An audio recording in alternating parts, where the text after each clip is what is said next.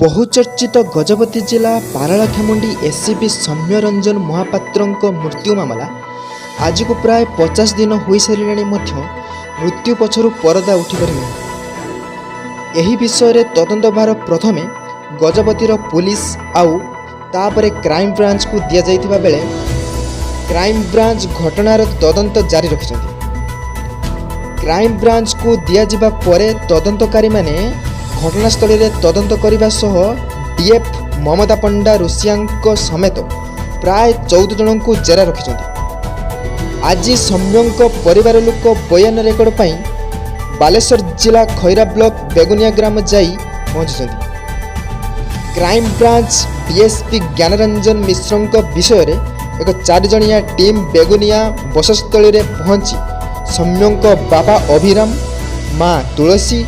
मामू सिद्धिकंड पंडा एवं घरर अन्य लोकंको मध्य पचराउचरा करिसथि। एही सब पचराउचरा परे पुलिस टीम विद्याभारती को आउ किछि तथ्य पाई कप्तिपदा जिबे बोली जणा पड़िछि। हमर इन्वेस्टिगेशन जे आवश्यक अछि जे कंप्लेंट पचराउचरा करा जिवो सेटा तो करा जिवो अपन जानिछन्ती जहाँ तार नेक्स्ट कोर्स ऑफ एक्शन बा डेवलपमेंट सब हमर ऑफिस रो केबो देबे। सर 50 दिन हबो आज की पचरिबे स्टेटमेंट है कंप्लेंट नेबी हम फैमिली नोट सर आगे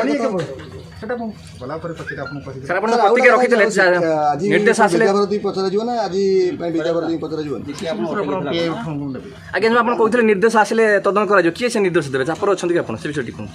आपण कहथिले ऑडियो वायरल हे जे आपण कहथिले जे निर्देश आसले आज कोन काहर निर्देश आसले आपण आसले तदन करियो सर प्लीज सर शुणु सर मु आपन आगुल भी कहि इन्वेस्टिगेशन एनी डेवलपमेंट हमर पीआई सहित आपन कथा होंतु सही हम सर मझिर 5 दिन काल आपण चुप रहिले कोन कारण सर सब कथा आपन पीआई मु पचर